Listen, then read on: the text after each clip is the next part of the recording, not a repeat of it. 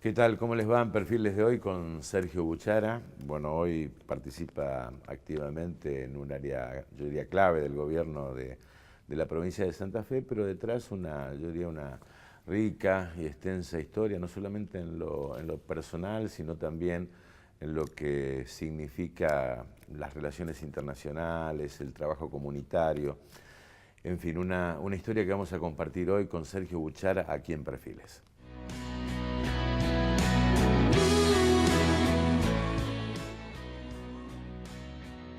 ¿Qué tal, Sergio? ¿Cómo te va?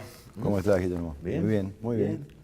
¿Bien? Bueno, ¿cómo comienza tu historia de compromiso antes de entrar ya a la función pública?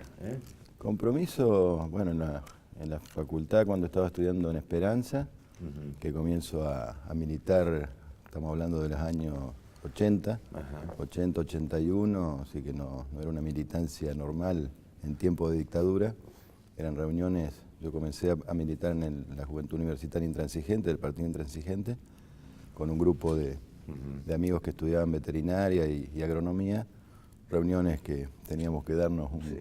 un santo y seña en los pasillos de la facultad y después nos encontrábamos en la casa de alguien a tomar unos mates y sobre todo a leer y a estudiar discursos de esa época de Allende, del partido, etc.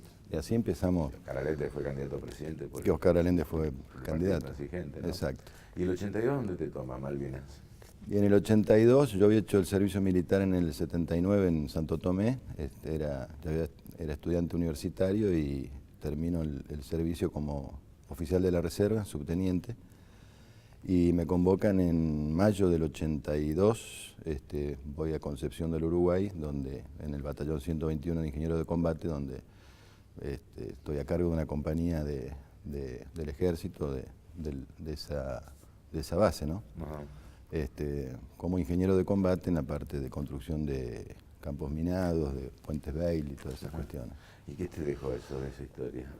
Y fue una historia muy rara porque estaba en plena vida de estudiante, comenzando una militancia política y de repente esta obligación, digamos, bajo bandera de ir a una experiencia bélica que no estaba en mis planes en esa época, ¿no? No. Yo creo que a esa edad, a los 22 años, de novio, haciendo deporte, waterpolo, estudiando, militando, no se me pasaba por la cabeza que tenía que volver a hacer la colimba otra vez, ¿no? Sí. Y menos, digamos, hacia una guerra. Sí, bueno, pero también fue una decepción o de arranque ya era un absurdo la guerra, en tu criterio. Y yo lo miraba desde el absurdo y desde una posición muy crítica adentro de un cuartel, o sea que no era menor estar dentro conviviendo con militares que muchos de ellos habían estado en la Guerra Sucia, en Tucumán. Entonces era también una preocupación mía de que había también optado por una militancia política que no tenía nada que ver con la formación de estos señores. Por lo tanto fueron meses muy duros, no solamente para mí, sino para mi familia, en la tensión que implica tener un hijo bajo bandera, ¿no? Como se decía en esa época. Bueno, te recibiste. Me recibí en el 85 de ingeniero agrónomo. Sí. Y ahí también la opción fue una discusión con mi padre que me dijo, bueno, te recibiste de ingeniero, ahora vamos, varios amigos que tienen campo, así le da un asesoramiento técnico, va a sembrar soja. Y yo le dije, no, mirá, quiero conocer algunos países de América Latina, quiero recorrer un poco el mundo. Y tenía una idea fija en los años que venía mucha información de lo que estaba pasando en Nicaragua. Desde el Partido Intransigente estudiamos mucho el proceso revolucionario nicaragüense, así que opté por irme por tierra, de mochilero. ¿De mochilero? De mochilero, salí por Santa Fe, Esperanza, iba haciendo paradas en casa de amigos, Rafaela, y de ahí llegué a Salta, y de Salta crucé a la frontera Bolivia, y llegué después de 7 meses, llegué a Nicaragua. ¿Llegaste solo? Solo, siempre en el camino iba encontrándome con gente, bueno, aclarar de que parte del recorrido me ayudó mucho contactos que me hizo el amigo y querido Pepe Serra, que había estado exiliado en Perú, entonces paré en muchos lugares de curas tercermundistas que me contaban las vicisitudes, las situaciones de Bolivia, de Perú, de Ecuador.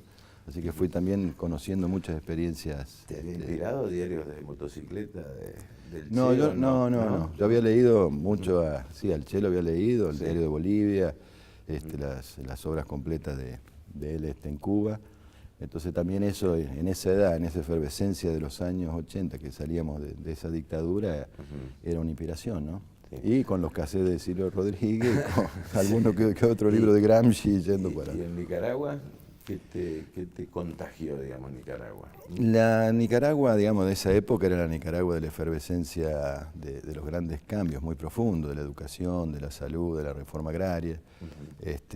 Habíamos tenido contacto con nicaragüenses que decían que necesitaban técnicos, especialistas, así que yo con mi título y recién recibido y poca práctica, bueno, fui allá a dar una mano, ¿no? Como así un ejército de internacionalistas que iban de muchos países, no solamente de América Latina, europeos, así que fue un encuentro con los nicaragüenses y en aquellos años todavía de Guerra Fría y de guerra, porque Nicaragua estaba en guerra, era la época de la contra, de Reagan, terrible, del embargo, del bloqueo, y bueno, llego a Nicaragua y comienzo a trabajar primero en el Ministerio de Reforma Agraria como agrónomo, organizando cooperativas de tierras colectivas, las CAS, que se llaman Colectivas Agrícolas Sandinistas, y ahí a los 6 meses paso al Ministerio de Educación en el área de educación agropecuaria, que requerían de todo lo que era la formación de las currículas de las nuevas carreras agrotécnicas.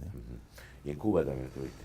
Y en Cuba estuve, ya más adelante, estuve en Italia viviendo unos años haciendo un posgrado, entre el 88 y el 91, regresé a Argentina, y a Cuba fui del 96 al 2002, aproximadamente 6 años. ¿Sí? Y en Cuba trabajando también desde el punto de vista de... Cooperación internacional. Organizaciones sociales, ¿sí? Sí, no, Cuba era más un trabajo técnico, primero con la cooperación italiana, trabajé 25 años con la cooperación italiana y en el medio muchos años con PNUD, el Programa de Naciones Unidas para el Desarrollo, y en Cuba trabajábamos en programas técnicos en el área agrícola y después pasé a un programa de desarrollo humano que ya tenía que ver con una mirada multisectorial y acciones multisectoriales, ¿no? Desde el medio ambiente, desarrollo local, agricultura, género, crédito, etcétera. ¿Y fueron revoluciones que quedaron por la mitad en tu criterio, no? Que quedaron... Y no son comparables, digamos, Nicaragua fue toda esa efervescencia de la liberación de una dictadura larguísima como la de los Somozas. Una revolución, yo digo, de abajo hacia arriba porque hubo muchísima participación, como la mayoría de las revoluciones, ¿no? Pero sobre todo un mundo campesino, de un país muy campesino, muy rural, y con las vicisitudes de que en mitad del proceso comenzó un desgaste férreo de la guerra, ¿no? La guerra, la insurgencia, ¿no? Después contradicciones también dentro del Frente Sandinista, internas, no era fácil, digamos, la unidad en un frente tan complejo, ¿no? Porque convivían pensamientos diferentes, nacionalistas, socialistas, marxistas, cristianos. ¿Y la experiencia de Cuba?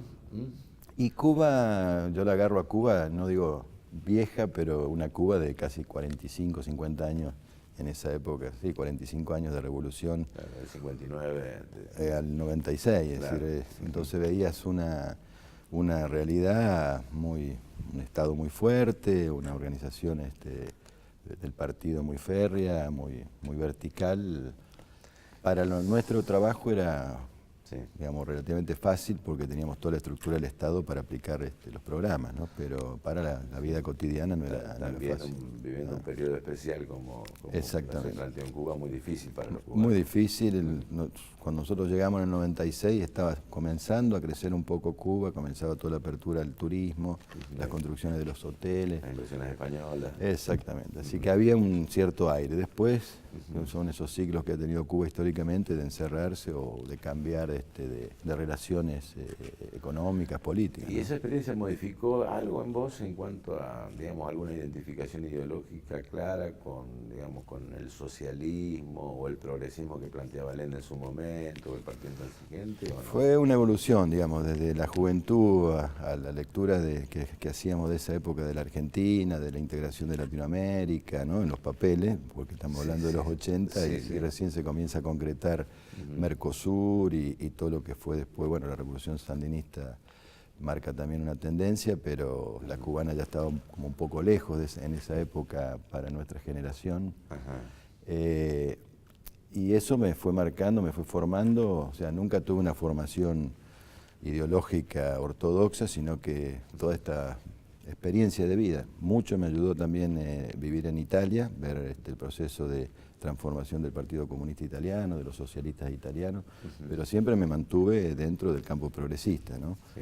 Crítico, con muchísimas experiencias malas, malísimas del campo socialista, de la caída del muro, de África, bueno, de la misma Nicaragua después de la derrota del sandinismo. Así que fui evolucionando y siempre mirando a la Argentina dónde podía calzar el día que volviera, en términos político-ideológicos. Ya no, el PI era un partido casi inexistente, parecía el Frente Grande, Frepaso, el peronismo era difícil definirlo en términos, por lo menos mi formación, ¿no? Había parte del peronismo que obviamente que lo comprendía, la izquierda peronista, pero también nunca encontraba así bien ese lugar que uno se sintiera cómodo desde la participación política. Y en el, sí. No. Quería hacer una pausa y después vamos a hablar específicamente de lo que estás haciendo. Si, digamos, si aquella visión, yo no diría romántica, pero sí bastante utópica, se puede hoy aplicar en la realidad argentina, ¿no?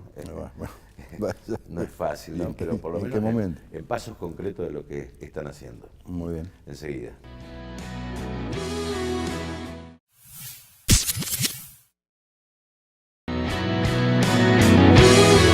Seguimos con Sergio Buchara, bueno, después de habernos contado parte de su vida, bueno, recala en el gobierno socialista de la provincia de Santa Fe, primero con Hermes Wiener, después con Antonio Bonfatti, y coordina áreas centrales del Ministerio de la Producción y básicamente, yo no sé si es una puja, una tarea, digamos, si ustedes están viendo, digamos, algún giro importante desde el gobierno nacional, están protegiendo a nuestras empresas. Esa sería en grandes rasgos la idea, ¿no?, de este observatorio. Sí. Lo que es el observatorio de importaciones, ¿no? Sí, lo que estamos haciendo, que es una herramienta técnica, pero a su vez también de diagnóstico de la situación económica del país, es ir viendo las aperturas que se están dando desde Cancillería y de todo lo que tiene que ver con importaciones que impactan directamente en alguna de las cadenas de valor de la provincia. Por eso le ponemos el foco detenido en lo que podría significar y lo que está significando las primeras repercusiones, haciendo un primer corte de un año, 2015-2016, los incrementos que se han dado en diferentes sectores industriales o áreas industriales nuestras de la provincia. Eso que nos está pasando, que comienzan las llamadas, comienzan las reuniones con empresas, con empresarios, con cámaras, que nos están advirtiendo de que se están viendo afectados por la apertura de importaciones, ¿no? Sin tener en cuenta esta apertura de que hay efectos en los territorios, ¿no? ¿Y qué están viendo con preocupación? Preocupación, bueno, la metalmecánica, la línea blanca, como decimos, electrodomésticos, aperturas sobre todo la compra de grandes cadenas de supermercados, y le pegan directamente a fabricantes nuestros, ¿no? de electrodomésticos, por ejemplo, de carrocerías. En la parte de alimentos se ha habido una importación ahora bastante importante de frutillas, en plena cosecha de frutillas. ¿Cómo se entiende este fenómeno, no? Los importadores, que son fábricas, son empresas nuestras de la provincia y de otras provincias, dicen, no, bueno, estábamos con escaso stock de frutillas congeladas para la industria, así que hubo una oportunidad de precios convenientes y compramos, ¿no? Estamos viendo la tendencia a ver si se va a seguir dando estas compras afuera.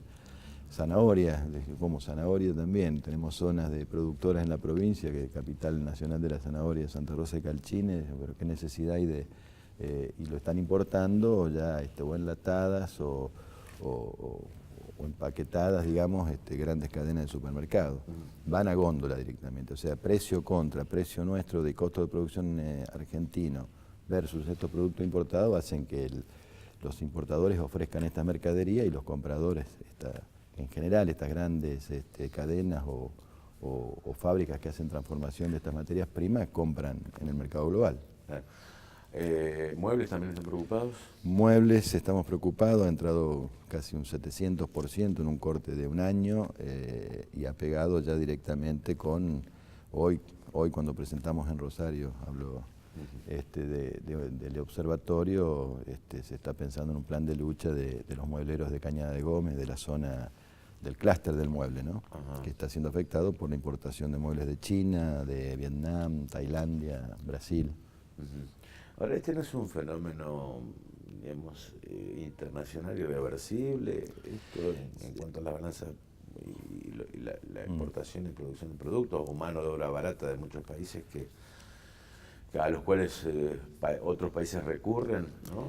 Sí, países más desarrollados Sí. lo hacen porque delocalizan o internacionalizan sus marcas y sus grandes empresas, ¿no? Es decir, uno mira grandes marcas americanas, alemanas, italianas y ve que el ingenio, el diseño, la masa crítica queda en sus países, pero la mano de obra dura, la metalurgia o lo que fuera, según la rama, se localizan en China, en países donde mano de obra muy barata, cuestiones laborales también muy flexibles, y sacan productos con un costo que si lo queremos comparar ahí es muy difícil competir. A los costos energéticos argentinos, costos de mano de obra, derechos adquiridos de los trabajadores argentinos, que no es menor, derechos laborales, pero también decimos un país donde durante décadas se desarrolló, digamos, la industria nacional para sustituir importaciones por más de 5 o 6 décadas, podríamos pensar, y que ya lo pasamos en los 90 y que el efecto de los 90 en la apertura de las importaciones en parte fue la crisis del 2001 y la gran desocupación que hubo y las tensiones sociales y los muertos, etcétera, creemos que tenemos que ser, digamos, advertir al menos no solamente al sector empresarial, sino también a una sociedad que hoy tiene como indicador primario o como prioridad la preocupación de la inseguridad, después viene el desempleo, inflación, alimentar más esto con suspensiones, con bajar horas extras y con el riesgo de que cierren, por lo menos en la provincia de Santa Fe, en lo que es el Gran Rosario, áreas industriales, Rafaela, parte de Santa Fe, que comiencen a verse indicadores y se están viendo indicadores de ajuste en las empresas, comienza a poner Ahora que nos fuimos de un extremo a otro, el anterior gobierno planteaba una política muy restrictiva en cuanto a las importaciones y ahora que nos fuimos de un lugar de un extremo a otro. Es que lamentablemente los ciclos nuestros son así, ¿no? Es decir, no hay una política de Estado que diga planifiquemos para los próximos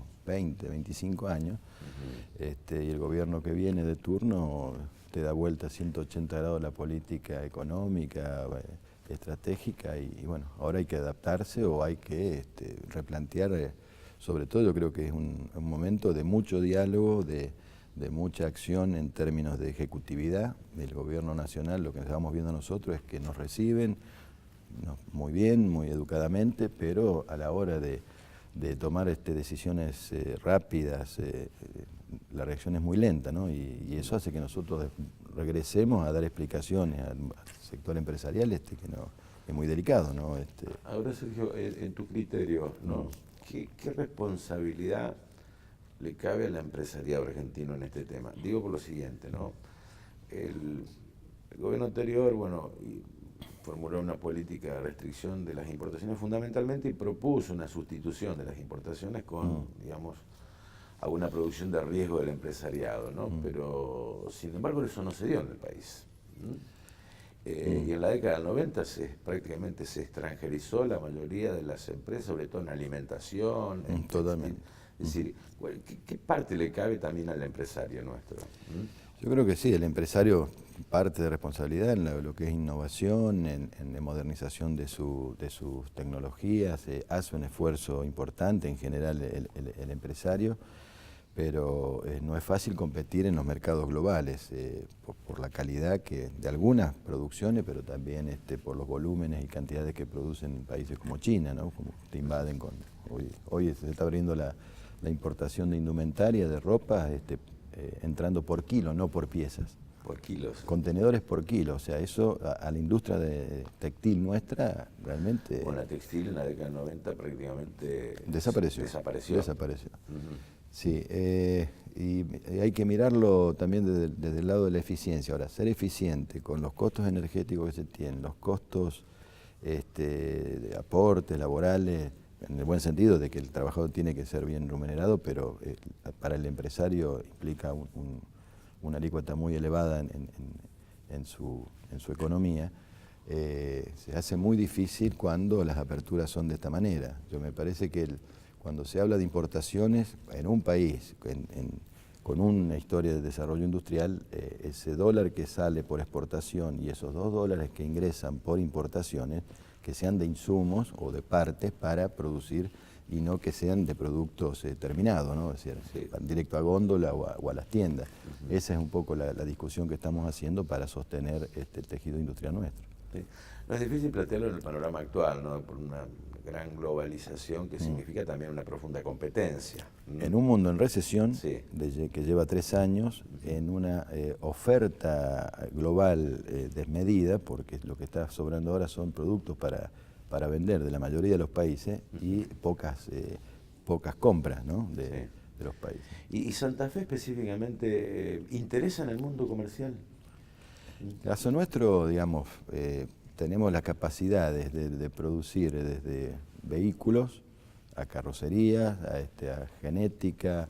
Si tenemos la suerte de tener una provincia con un entramado muy complejo industrial, prácticamente con todas las cadenas que cruzan el país pasan por Santa Fe en términos industriales, ¿no?